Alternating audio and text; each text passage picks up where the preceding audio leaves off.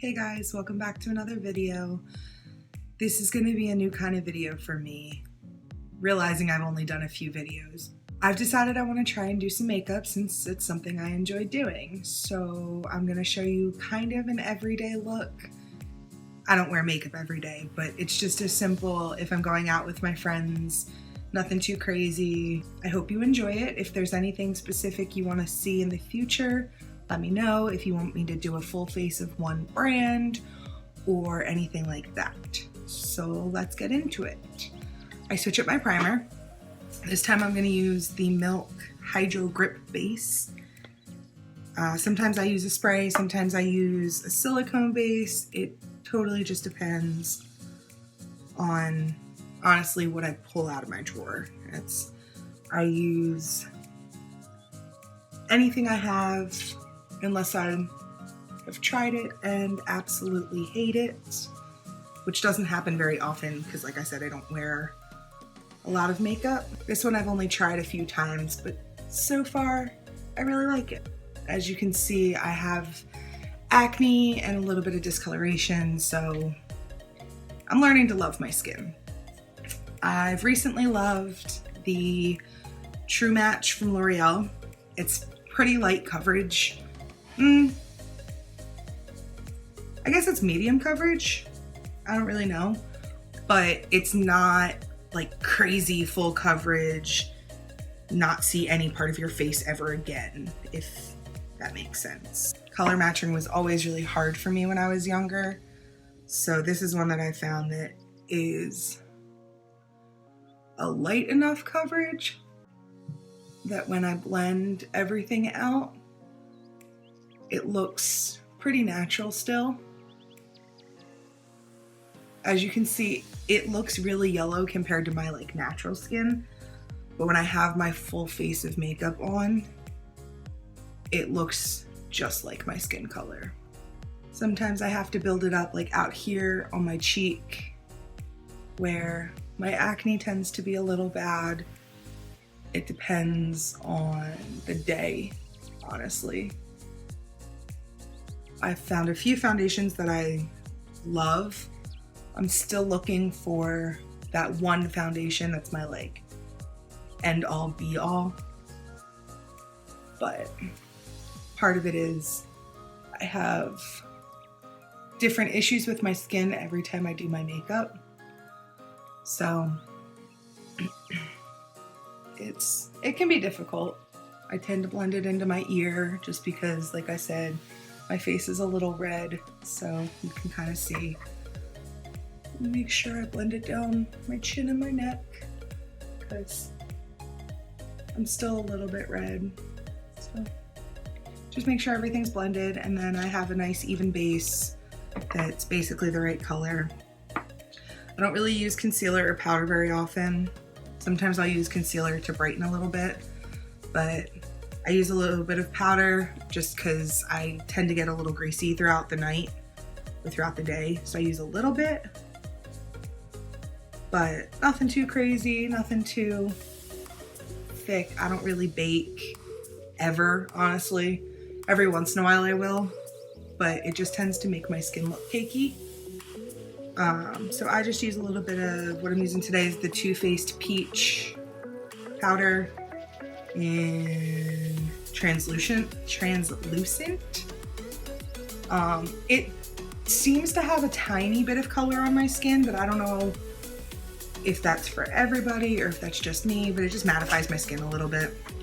And then I do some bronzer. I got a new bronzer in, I think, Ipsy, honestly. It's from Pacifica. It's a little bronzer blush duo. I use the same brush I used for the powder. Go in, add some, it has a mirror on the back, add some color to my cheeks. I don't really do contour. I always feel like it looks really muddy on my skin. And I don't know if it's just that I haven't learned the right way to do it or the right color, but I just bronze up a little bit to give my face some definition back, because I always tend to use a foundation that kind of completely starts new, if that makes sense. So Just use a little bit. You see, it's not enough to actually like contour, but it warms up the face. And then if I'm in the mood for blush, I like this one because it's not too pigmented. It's easy to build. It's not too shimmery, but gives me a little bit of that flushed look. I have a couple blushes that I use, but since I tend to look really red, I don't really like to add too much to my face. If you can see that, it's a little bit of bronzer, a little bit of blush, bring everything up into my hairline so it looks more natural. So, and then sometimes I use highlighter, depending on the highlighter. So I really like the Moonchild palette from Anastasia Beverly Hills. It's got 6 different colors.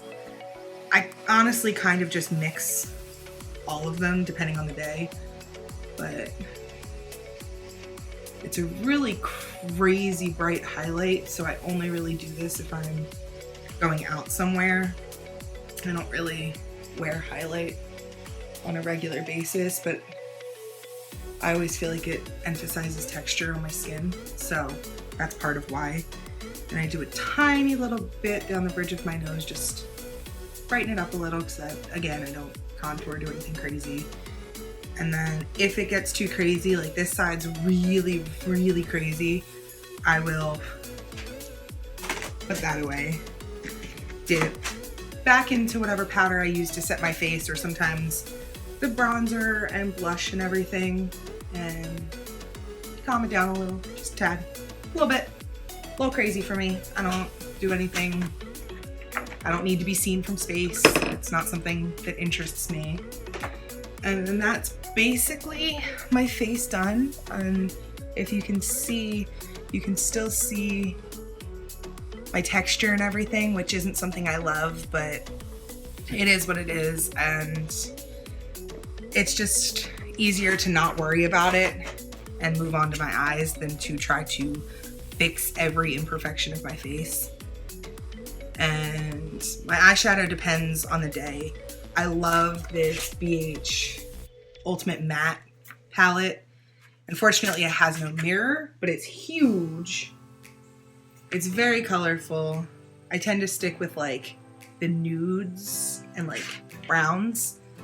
I don't really do anything too crazy unless I'm going out for something specific, or I'm doing like a Halloween look or a Valentine's Day look, or if I know what color I'm gonna wear. But for the most part, it's pretty natural. Blend and blend and blend. Blend kind of forever, but I pick eyeshadows that are extremely pigmented, so I don't have to work quite as hard to get the payoff to where I want it, because if I'm doing makeup before work or before I go out, I'm usually on a time crunch. I don't do a bunch of colors or anything like that. And just blend that up into the crease and out into the V. And if you can see, I left like the inside part of my eyelid pretty bare because I don't want to have to go in and do a cut crease or anything like that. Partially because I don't feel like I'm skilled enough for that. Partially because it's a lot of effort that I just don't want to put in. Less fluffy brush, which all my brushes clearly need to be washed a little. Take a little bit of a darker color, just dab into it, tap it off some, and then concentrate that right on the outside corner. And blend it out, smoke it out just a little bit, just to deepen up that outer V a tad. And I don't want to blend it too far in, but if I ever blend it out too far, all I have to do is go back in with that really that's not the brush I started with, the really fluffy brush again, pick up a little more of that first color I used, and go back over, and it'll usually kind of fix itself. I'll just blend everything out a little bit.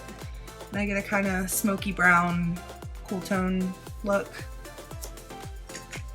And then depending on if I'm gonna go shimmery or not, which today I think I am, I will put this ginormous palette away and pick up this less ginormous palette. I think I got this one at Walmart for like $10 and I love it. It's got really pigmented colors. There's some nice shimmers in here. This one's really pretty. This one's really pretty. And you can definitely tell which colors I prefer to use most. If you look, they're not glittery. They're definitely shimmery and metallic. So these tend to be what I use if I'm gonna go in with something like that for my eyes. And I'll use a little pencil brush or a nice little dense packer brush that is nice and flat. I'm gonna go in with this pencil brush today, and I think since I did brown and like gray black kind of, I'm gonna go in with a nice, it's called Illusion. It's this shimmery champagne-y color, which I feel like would actually make a really pretty highlight as well.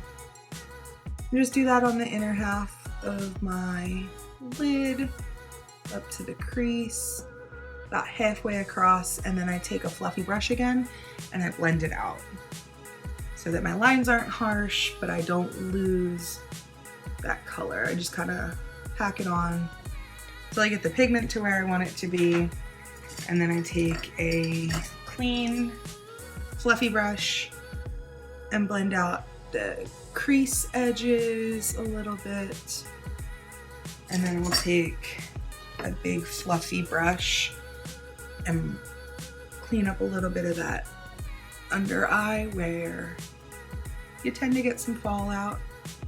I usually don't get too much fallout, and since I don't smoke out my lower lash line or anything, I tend to just make sure that it looks intentional rather than worrying about looking clean, if that makes sense. I don't need a really crisp, sharp line. I don't do anything too crazy. And that's really all I do for my shadow.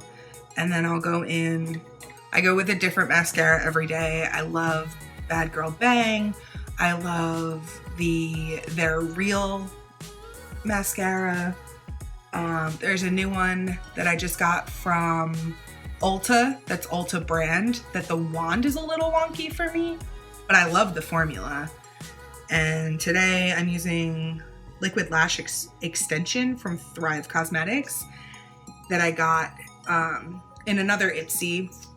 It's got a little spiky wand. I love this kind of wand. I don't like huge bristle wands. I like the little spiky ones. I feel like they get closest to my root. They do the best application for me. I'm someone who doesn't have the steadiest hand and tend to have some messy applications, and it's easier to use a little wand than a big wand for me because then I have less cleanup. And it depends on what I'm doing, if I'm gonna wear falsies or if I'm going to try to do a wing liner, because it's not something I do regularly. I don't feel the need to do it if I'm not honestly wearing a costume for Halloween. Is usually the only time I do winged liner. Falsies I do sometimes, but look how long that makes my eyelashes look. I have good eyelashes to start off with, and this makes my lashes look so good. See, I don't have steady hands, so I'm gonna have to clean that all up. But that'll be a fairly easy fix.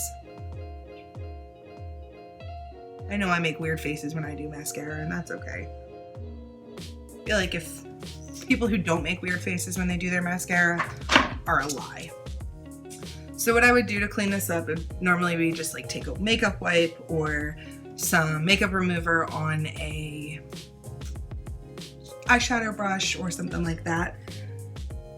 Since I don't have anything near me, let's see if this will work. Nope. So I will be right back. I'm going to go grab some makeup remover and clean that up a little bit.